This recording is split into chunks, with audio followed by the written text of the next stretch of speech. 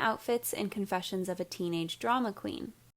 Released in 2004, Confessions of a Teenage Drama Queen is a lighthearted story about a teen girl who moves from New York City to the suburbs of New Jersey, putting a damper on her great dream to one day become a famous actress on Broadway. As a big fish in a small pond, she has to deal with finding her place in a new school while also maintaining the false image she's cultivated for herself. Starring Lindsay Lohan as the so-called drama queen and Megan Fox as the mean girl, it's essentially the most 2000s movie ever made, and in spite of its relatively low critical rating, I personally consider Confessions of a Teenage Drama Queen a cult classic that is a must-watch for any fashion lover. Costumed by David C. Robinson of Zoolander and the Lizzie McGuire movie Fame, I think it has some of the most interesting and varied wardrobe choices for a teen comedy that I've ever seen. And the movie features pretty much every early 2000s fashion trend you can think of, from the prep to the princess. In today's video, we'll be looking at the costumes of the 3 lead female characters from Confessions of a Teenage Drama Queen. Each of the girls has a unique look that perfectly represents their character and also makes for some pretty amazing 2000s fashion inspiration. Let's get into it. Carla Santini. Played by the ever-amazing Megan Fox in one of her earliest film roles, Carla Santini is the school's queen bee. She's rich, she's beautiful, and most importantly, she's ruthless. Carla Santini drives me insane. Don't even say that. 2 of her nannies were institutionalized. She was so mean to Callie Stevenson, her family had to move to Cleveland. She's beautiful, she's popular, she's rich. In kindergarten, she used to bite the heads off dolls. When we meet Carla, she does the classic mean girl move, assessing the competition and whether or not they'll be a threat, and in typical villain fashion, offers the potential usurper a place by her side, but of course, ranking beneath her. She doesn't really have your potential now, does she? I just want to let you know that if you're careful, you could be chilling with us. Chilling with you is what I've always dreamed of. Carla's introductory outfit perfectly represents her upbringing, social status, and personality. Everything about her is utterly enviable. She's what every 2000s teen girl wanted to be. Carla doesn't have a hair out of place, her French tips are perfectly manicured, and she is both a J'adore Dior t-shirt and a Tiffany toggle necklace. In other words, the girl's got money. With the addition of the black leather jacket and the low-hanging belt that completely ignores the functionality of her belt loops, this outfit is basically what Gen Z thinks 2000s fashion looked like. As the most popular girl in school, she understandably has a group of loyal followers, the Karen and Gretchen to her Regina, and their outfits reveal to the audience how controlling and powerful Carla is. Robin and Marcia perfectly coordinate with Carla all the time, yet never come close to stealing the spotlight. Considering how outlandish Lola's outfits are, it's no wonder Carla felt threatened. You don't want to go making friends with the wrong sort. I can help you there. I think I can tell the wrong sort for myself, thanks. When Carla is rebuffed by Lola, likely for the first time in her life as a spoiled daddy's girl, she sets out to make Lola regret it, making sure to look absolutely fabulous while doing so. When the girls are getting ready for gym class, we get a small glimpse at how Carla manages to stand out in a crowd, even when everyone is dressed the same. As anyone who's been to high school knows, quickly altering your gym clothes to be even slightly cuter is a must. Whether that meant rolling up the waistband of your shorts to make them shorter, or tying the back of your shirt to make it more form-fitting. In Carla's case, she slightly rolled the sleeves to create a slightly cuter silhouette. But of course, Lola has hers rolled up even further. And I also find it interesting that at this moment, both she and Lola have very similar hairstyles, perhaps symbolic of how deep down both girls just want the same thing, to be noticed. At the school audition for Eliza Rocks, a contemporary take on the play Pygmalion, Lola manages to impress everyone with a rendition of one of Sid Arthur's songs, leaving Carla extremely put out. Annoyed that someone had the nerve to go up against her, and actually did a good job at it, this is when Carla's confidence in her position begins to falter. Carla is wearing her J'adore Dior t-shirt once again, which I actually think is a mistake as the result of a hectic filming schedule, because let's be real, that girl would never wear something more than once. But we could also say it's her getting frazzled by Lola's presence. It's up to personal interpretation. She has on a baby blue denim jacket with matching jeans, and the color really makes her eyes pop. Megan Fox should wear baby blue more often. Just as before, Marcia is dressed in a similar color and silhouette, the perfect sidekick. When the cast list is announced, Carla arrives in a fitted denim suit set with white trim. Her lackey is in a complimentary outfit, a conservative and plain blue wrap dress. Carla's look is equal parts trendy and mature, a teen's take on a power suit, as if she's dressing for the job she wants. But it doesn't work. Instead of getting the leading role of Eliza, she winds up with the less glamorous part of Mrs. Higgins instead. But boy oh boy, does she put on a brave face, doing her best to not let Lola have the upper hand, and I honestly applaud her for it. I'll show you what it's like to be in my school. Is that a threat? Absolutely.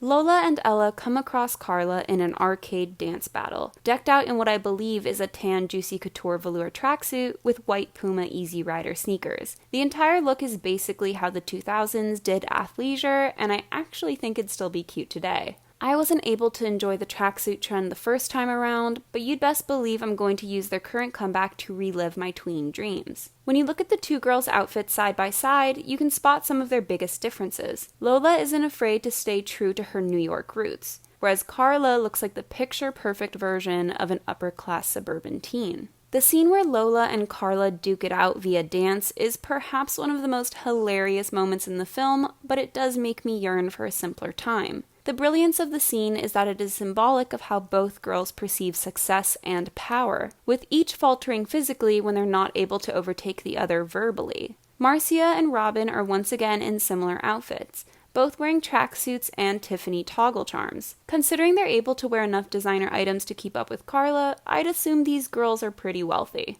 When we next see Carla, ready to flaunt her Sid Arthur tickets right in Lola's face, she and the rest of her clique are completely decked out in Burberry. During the early 2000s, the British brand saw a huge spike in popularity with the rich and famous in America, and their distinctive Burberry check was seen as a status symbol worldwide. As the leader, Carla is wearing the most Burberry, with a Burberry skirt, hat, watch, boots, and tote bag. My mind reels at how much this entire outfit must have cost. But weirdly, I do think it still worked today, minus the fedora. The simplicity of the top actually plays nicely with the neutral colors of the Burberry check, and I actually think these pieces individually could be really versatile. Marcia, the sidekick we've seen the most often, is wearing almost an exact copy of Carla's outfit, but inverted. Where Carla is wearing black, she's wearing the Burberry check, and vice versa. Meanwhile, Robin is wearing simple pinstriped pants, a must-have item in the 2000s, with a Burberry belt and matching hat. Both girls also have their own designer bags, Coach for Marcia and Gucci for Robin. Overall, I'm kind of obsessed with the group's entire look, and there's no better way to say I have money and you don't. At the mall, Carla is decked out in an all-white ensemble that practically screams, I'll never have to work a day in my life. And I love the juxtaposition of what seems like such an angelic look to someone who's giving off very devilish energy. Once again, Marcia is matching, with her pink top matching Carla's tote bag exactly. In an often missed outfit where Carla and Marcia taunt Lola with the upcoming Sid Arthur concert, Carla is wearing a 555 Soul hoodie and a denim miniskirt. Originating in the Lower East Side, 555 Soul was considered a New York streetwear brand at the time, so it's actually pretty cool that Carla is wearing something from the label. It sort of implies that just like Lola, she also has an interest in fashion, but instead of going vintage, she goes designer. While rehearsing for the musical, Carla is wearing yet another athleisure look, this time a pair of black sweats with a baby blue panel that matches her hoodie. Carla seems to wear this color often when she's trying to make a good impression on Miss Bogoli, as seen with her audition outfit. Perhaps she thinks pastels make her look less aggressive? When we see Carla again, hopping out of a town car to go into the Sid Arthur after party, she looks positively phenomenal. The black tube dress has a rhinestone trim and she's carrying a black feather boa. Are you ready for a controversial fashion take? I think feather boas need to make a comeback. But a more elevated, polished version. Kinda like in this movie. Not the kind that most of us grew up with that fell apart after an hour and made you break out into hives. This outfit is interesting in that it's clearly the most mature of any outfit we've seen Carla in so far, as though she's trying to appear older than she really is, which would make sense considering this party is filled with celebrities, and as we come to find out, she is a fan of Stu Wolf's. I also like that they've done something different with her hair. For the most part, it's been straight, so it's cool to see a more edgy nighttime going out look. When they go to school the following day, Carla sticks to her guns once again, just as she did when it came to the cast list. Instead of admitting defeat, she decides to lie, insisting that she'd never seen Lola or Ella at the party, branding them as losers and liars. Can you believe her? Well, if it isn't the great pretender. I mean, what do? Do you just make all this up as you go along? You saw us there. No, I didn't, liar. You know, that's what you are. You're a liar. No, she's crying. The baby.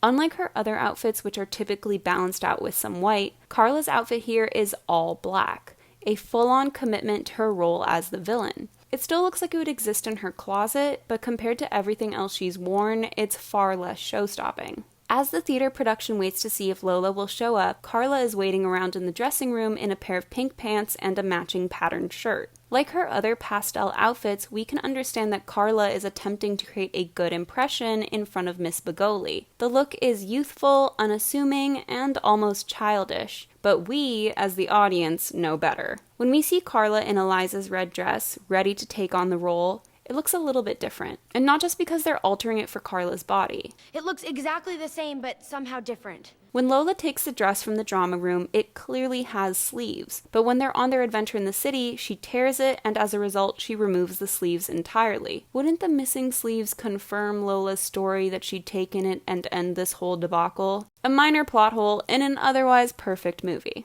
I don't really have much else to say about this dress in Carla's section, but I'll circle back to it in Lola's. All you need to know for right now is that it is one of my all-time favorite red dresses in film. Once the play begins, with Carla playing the small part of Mrs. Higgins, we can see that she is absolutely livid, hardly able to hide her disdain for Lola even when reciting her lines. Out of all of the people on stage, she probably looks the most like one in a high school theater production. A bad wig, a generic gray dress that's probably been used for several other characters, and heavy costume jewelry. She's lost the battle, and for once, she looks ordinary. Well, as ordinary as Megan Fox can look. After the play, Carla hosts a celebratory cast party at her house. Her dress is very similar to the one we saw her wear to the Sid Arthur after party, featuring a black feather detail and a body-hugging silhouette. While red dresses tend to be used as a shorthand for a promiscuous or flirtatious woman, they can also be symbolic of scandal. And there's nothing more scandalous than having a world-famous rock star tell your entire school that you're a dirty liar. With the addition of the black tights and stilettos, this honestly looks like something Fran Fine would wear in The Nanny. While in the real world I'd want someone like Carla to have a bit more comeuppance, I love that Lola winds up forgiving her, with the two girls passively putting their differences aside. Because this movie pretty much ends right after Carla learns her lesson, we don't really get to see a fashion transformation that is representative of character growth, but that doesn't make her any less of an icon. Also, can we just take a moment to acknowledge how absolutely gorgeous Megan Fox looks in this movie? And she was only 16. Truly one of the most perfect faces put to screen. Ella Gerard. Lola's best friend, Ella is a soft-spoken, sweet, naive girl with a fear of breaking the rules. I can't lie. If we go, I just know something is gonna go wrong, and I'm gonna die, and my parents are gonna find out. The two girls first meet at the bike racks, where they each show off their wicked collection of Sid Arthur merch and memorabilia. In contrast to both Lola and Carla, Ella's wardrobe is far simpler, with no better description for it than what Carla says derisively. Look at her. She dresses like a politician's wife with the hair and the shoes. She's so random. And what about those glasses? They are so 10 minutes ago. With the matching brown pants and blazer with this ill-fitting pink button-up, I couldn't think of an outfit worse for a teen girl, but that's the point, right? It's also important to note that this is the one and only time we see Ella wear these glasses. As weeks pass, we learn that Ella is a well-off suburbanite with conservative parents who aren't particularly fond of Lola and her family. Never a fun situation to be in. Why doesn't your mother like me? She likes you. She just thinks you're a little strange. My parents are square. Ella continues dressing simply, wearing ill-fitting blue jeans and a pink top. She wears this color often, and I wonder if it's something her parents continue to buy for her as a way of keeping her as their baby girl. During gym, Ella's uptight nature is further solidified when we see that she hasn't altered her uniform in the slightest. Always a stickler for the rules. I have wondered before if Ella hadn't been a Sid Arthur fan, would she and Lola have even wound up as friends? What do you think? When Lola arrives at school early, hoping to see the cast list, Ella comes with her, running and jumping as fast as she can. It's a sweet moment because it shows that the usual Ella, the person who would never run in the halls or stand up against Carla, is willing to do so for Lola. This also marks the point where we're finally starting to move into acceptable outfit territory. As usual, Ella is wearing a pink top, but with a matching skirt this time. And by pairing it with a denim jacket and platform sandals, the look is very sweet and feminine in comparison to the trousers and button-ups we've seen her in so far. The outfit is nowhere near Lola or Carla's level of eye-catching, but it's definitely an improvement. Like Lola, Ella reacts to the news of Sid Arthur's breakup dramatically, showing up to school the next day in an all-black morning outfit. Considering the clashing patterns, I'm inclined to think that Ella doesn't actually own much black clothing, and as a result just used what she could find at home. When she and Lola go to the arcade, the two girls are wearing similar colors, Lola in a bright saturated blue and Ella in a dark navy. We'll start to see the two girls wearing matching colors more and more often, showing the growth of their friendship as well as how they're influencing one another, not just in style, but in personality. While Carla is rubbing her concert tickets in the girls' faces, Ella is mostly quiet, still afraid of truly standing up to her. But she finally manages to pluck up the courage to say a simple comeback. Absolutely, I'll be there. With the hot pink pants, pink top, and green sweater with a flower on it, she kinda looks like a toddler. We've gotta get this girl out of pink and into some funkier colors ASAP. Overall, this look, and many others, look awkward on her and she doesn't seem to be comfortable wearing them, which makes a great point. She doesn't feel comfortable in her own skin, let alone her own clothes. When she and Lola run off to the mall to try and buy tickets to see Sid Arthur, they're both wearing green, with Ella wearing a light green polo and jeans. It's nice to see her in something other than pink for once, but I'm pretty sick of the collared shirts. It is interesting to see how green often makes an appearance when she's being a touch more rebellious. Back at Lola's house, we see Ella in almost the exact same outfit, but with a pink shirt this time. You'll also notice that the pattern on her jeans matches a jacket she wore previously, so it's cool to see how the character utilizes different sets in her wardrobe. During the scene, Ella essentially has a panic attack, freaking out about lying to her parents and potentially getting in trouble. Considering this outfit is exactly like ones she's worn earlier when she was still a meek and quiet person, it's not at all surprising that she reverts back into that personality. We see Ella in more renditions of her standard look, pants and some kind of collared shirt. Here we see the return of the light green polo, but with matching striped pants instead of jeans. And here we see her in a pair of brown trousers with a light blue top. Overall, these outfits are boring, and I can't wait to see Ella find her confidence and her strength. Because honey, these outfits aren't doing anything for you. When the two girls board the train to New York, Ella is wearing my favorite outfit of hers so far. With the long navy skirt, argyle top, and baker's boy cap, she looks like she's about to play 9 holes of golf back in 1930. With the addition of all the bright colors, we can really tell that this is a turning point for Ella's character. She's never worn anything remotely like this before, and comparatively, has never done anything like this either. And look, they're matching again. In typical 2000s movie fashion, we get a quick and cute montage of the two girls getting ready for the concert, awkwardly trying to do their hair and makeup in the tiny train bathroom. When they have their big reveal in front of Ella's parents, it's a sweet moment, where her parents seem to see her for who she truly is. The dress, deep purple with a drop waist and fringe, is clearly 1920s inspired, and Ella's curls seem to be purposely replicating the short bob of that time period. She even has a matching beaded handbag. It's very chic. I also think it's a funny coincidence that actress Alison Pill winds up playing Zelda Fitzgerald in Midnight in Paris years later, because she looks almost exactly the same as she does here. Oh, and here's a fun fact. Ella's dress? It's actually Lola's. We see her pull it out earlier in the movie. After a whole lot of drama, Lola and Ella finally make it to the after party, official guests of Stu Wolf's. Because the girls are soaking wet, Stu offers them his bedroom and a fresh change of clothes. Ella winds up wearing a pair of jean shorts, knee-high Converse, a graphic tee with a snake on it, and a metallic cap. Because the outfit belongs to Stu, it's understandably more punk rock than anything we've seen her wear before. We get to see her be her most assertive in this scene, telling Lola never to lie to her again or their friendship is over. She's got a little bite now. Get it?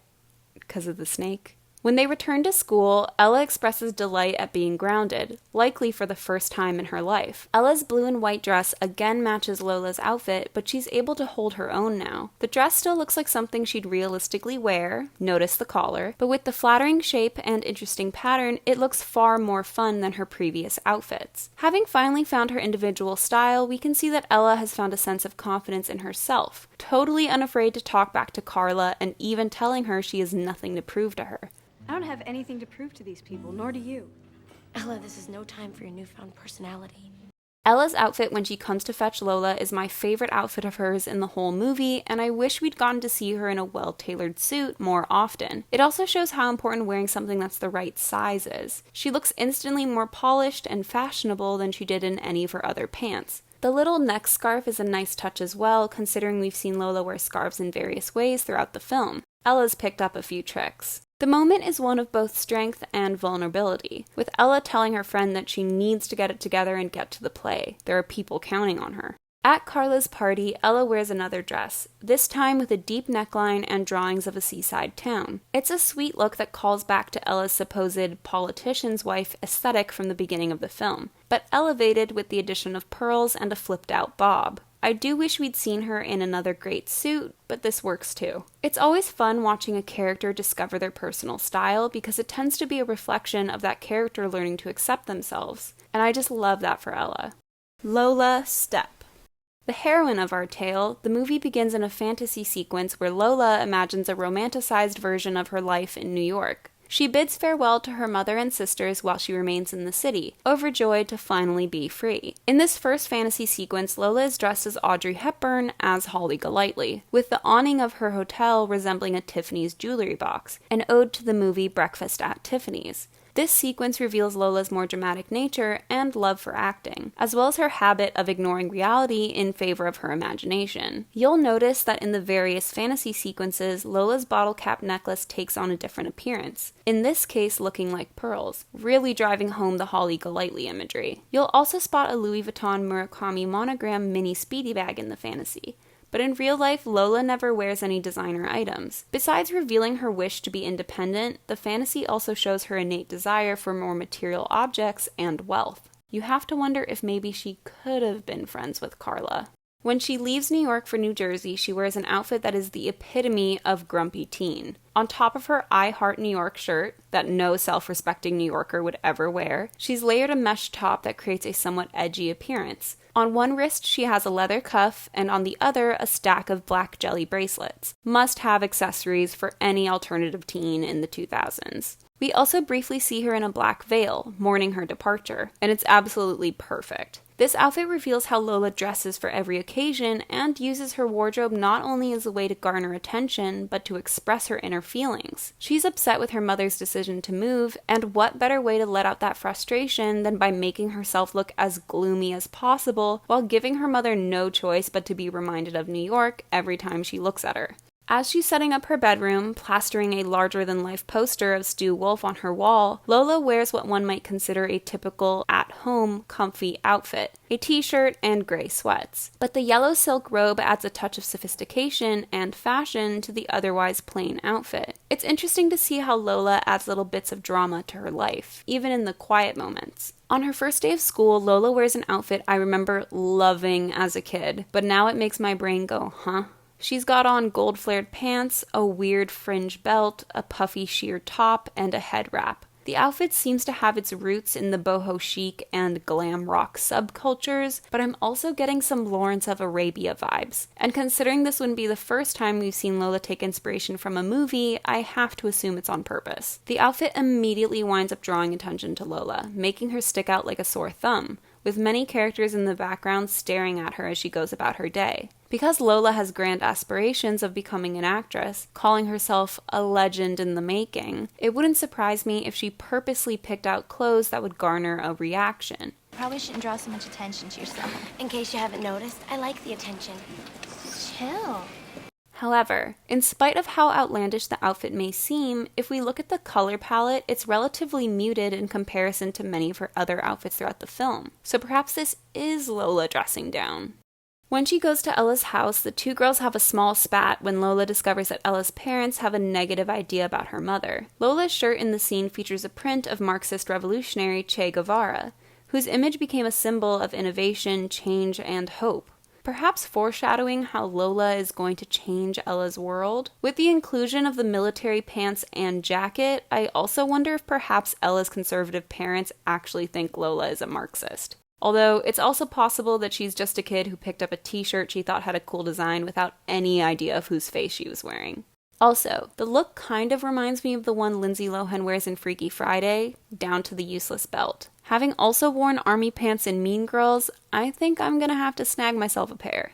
I saw Katie Heron wearing army pants and flip-flops, so I bought army pants and flip-flops. When she returns home, she puts on a trucker cap that has her name written on it in a graffiti font. I could not think of a more Lola accessory, loudly broadcasting her name to anyone who sees her in a very New York way. I also think this scene is sweet because although we see that she and her mother do argue, they also love one another. For her audition, Lola wears a long lace skirt, black pointed toe boots, a long-sleeved striped blouse, and a velvet choker. Although it may not seem obvious at first glance, Lola is actually dressing for the play, which was originally set in London in 1912. The Edwardian period was an extremely opulent time in fashion, and women often wore two-piece dresses, long sleeves, ruffled collars, and durable boots. As you might be able to tell, Lola takes influence from these trends and creates a contemporary take on the Edwardian look, showing that she is definitely a clever and creative girl. Her top also gives me Sweeney Todd meets Jimi Hendrix vibes, but I don't know if that's purposeful. While she's relatively covered up, the outfit is still bold and bright. And I remember the first time I watched this movie, I literally stared at Lola in awe, just like Sam does during this scene.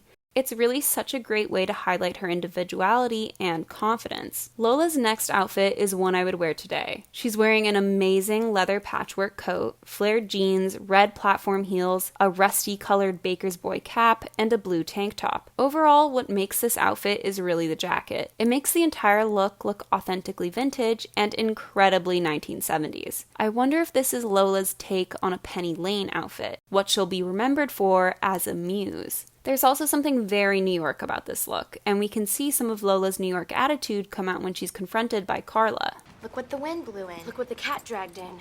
We briefly see Lola in a blue lace top and a ruched pink skirt when she finds out the news about Sid Arthur, and it's interesting to see that on a relatively normal day, she isn't dressed too outlandishly. Also, that skirt would have been perfect for Mean Girls. While she and Lola are mourning Sid Arthur's breakup in front of the school, Lola wears an all-black outfit with gold trim. I believe it takes inspiration from the traditional clothing of Spanish bullfighters, which is meant to symbolize a date with death, where a matador would dress up before entering an honorable battle with the bull. The significance of this article of clothing in the film is that to Lola, she's not only mourning the death of the band, but the death of a part of herself. When she and Carla have their dance battle, Lola is wearing the most New York-y outfit she could possibly find, a stark contrast to Carla's more suburban look. The handmade jersey features the colors of the New York Knicks, with Lola's name printed on the back, along with the number 8. The look takes obvious influence from urban streetwear and is honestly really cool. I could see it being in a music video or something. And considering everything from her shoes to her beanie to her boxers all match, it's pretty perfect. Lola is still hurting from the news of Sid Arthur, so it's no surprise that she decided to dress in an outfit that would bring her comfort and remind her of home. When Lola attempts to convince her mother to let her go see Sid Arthur's farewell concert, she dresses in a Grace Kelly, Audrey Hepburn-inspired outfit with a leopard print scarf, sunglasses, and a baby blue cardigan. Lola likely chose this look as she thought it would create a sympathetic character, forgetting that oftentimes the women wearing these looks in movies are usually hiding something, which her mother notices, making the whole thing backfire on her. While talking to Sam, Lola wears a fairly straightforward outfit of jeans and a leather jacket, but it's in her many layers that we see her outlandishness shine. It seems as though when Lola is in moments where she feels like she has less control, she tends to go a bit more crazy with her outfits, using them as a security blanket. In a rather unfortunate homage to Mahatma Gandhi, Lola wears an all-white look with a bindi that probably wouldn't pass today. But this was the 2000s, and many celebs, like Gwen Stefani, were participating in exoticism. Considering Lola is attempting a hunger strike to get her mother to let her go see Sid Arthur, the outfit does make sense in that context. She's an overdramatic kid with a penchant for flamboyance. Of course she would dress up like the man who held the most famous hunger strike in history. She's essentially playing a part. I'm on a hunger strike, like Gandhi, driven to desperate measures by the insensitivity of the British government.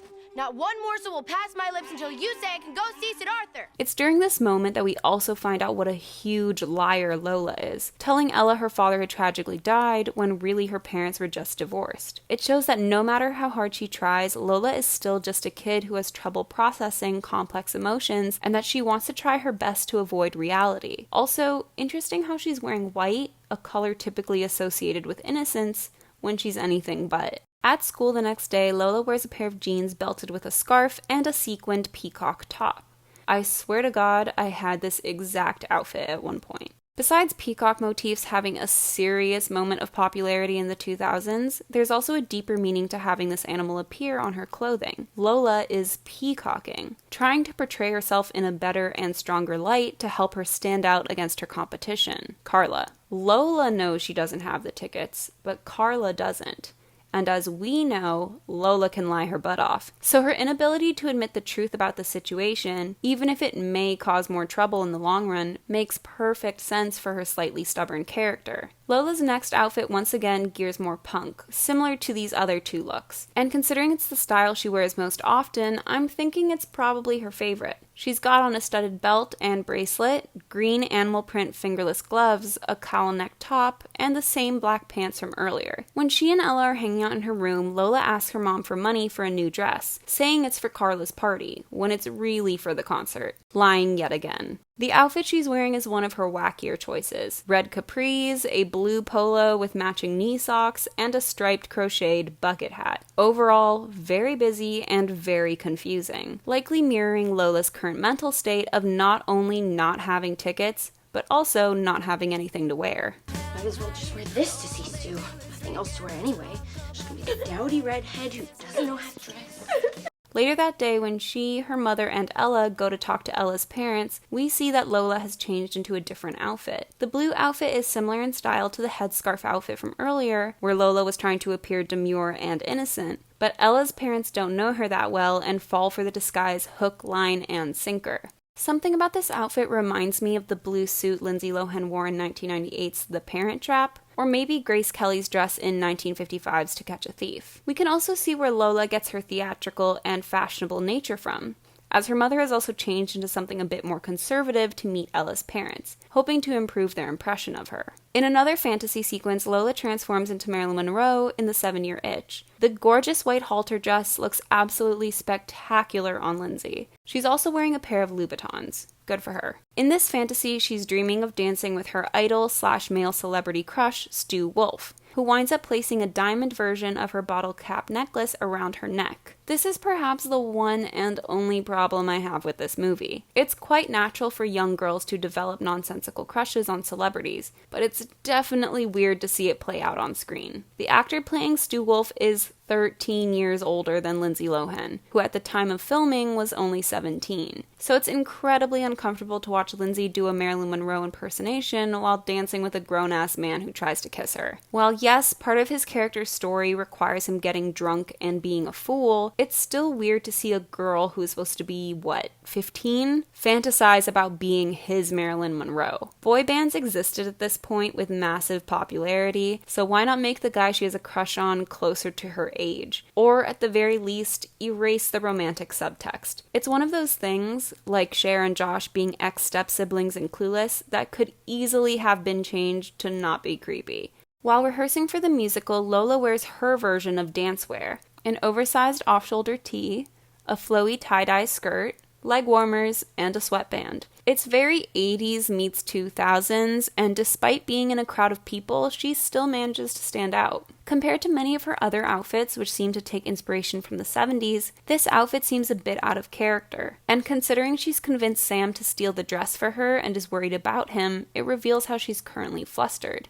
After rehearsal, Lola changes into a more casual outfit with jeans, a long lacy top, and of course, cowboy boots and an amazing cowboy hat. We can also see that she's carrying around the leather fringe jacket from earlier in the movie, and unlike Carla, when she reuses a clothing item, it actually makes sense. The simplicity of this outfit, even with the cowboy accoutrements, reveals a habit that Lola has of dressing down when she's around Sam. Perhaps he makes her feel like she doesn't have to work as hard. We can see the hat and jacket in her bedroom at other points in the movie, and I wouldn't be surprised if a more eagle-eyed viewer could spot some more items in the background of other scenes. On the train, Lola is wearing a Mickey Mouse graphic tee, black jeans, a red fedora, and her army jacket. I find it interesting that the jacket makes an appearance again because the last time we saw it, Lola was lying to Ella about her father being dead, and now she's lying to her about borrowing the Eliza dress. Speaking of the Eliza dress, if you've never seen the 1964 musical film My Fair Lady, which is inspired by Pygmalion, the same play Lola's school is adapting into a modern musical, it follows a young girl named Eliza Doolittle who works as a flower seller on the streets of London, but hopes to one day work in a flower shop, which is unfortunately impossible due to her thick Cockney accent. One day she meets Professor Henry Higgins, a phonetics scholar, who says he can pass Eliza off as a duchess at an embassy ball if he's able to teach her. In the My Fair Lady film, which you should really watch if you haven't,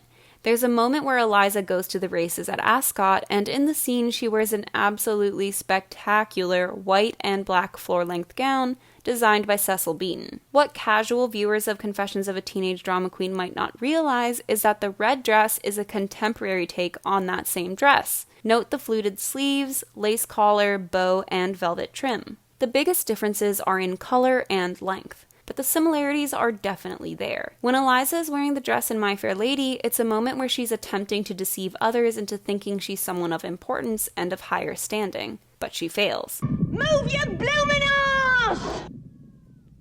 Don't upset yourself.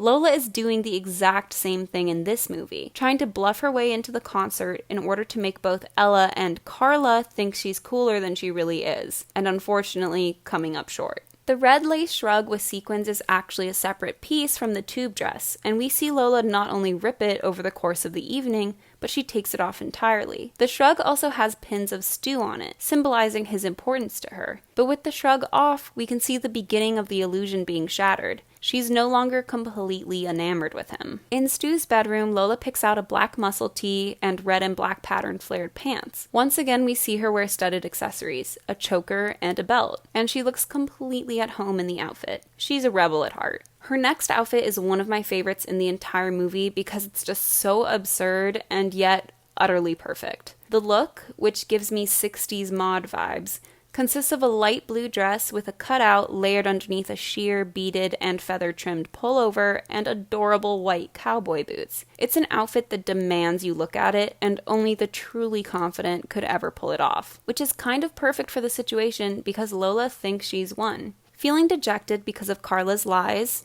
a poignant moment as Lola's been lying nearly the entire time and has finally gotten a taste of her own medicine, she removes the sheer overlay at rehearsal and wears just the dress. It's still a bold look, but significantly less so than before. She's never been concerned about her appearance being too outlandish before, revealing that her strong sense of self is beginning to waver. When she goes home, she wears the most casual outfit we've seen her in thus far, symbolizing how she doesn't have it in her to put on a brave face at the moment.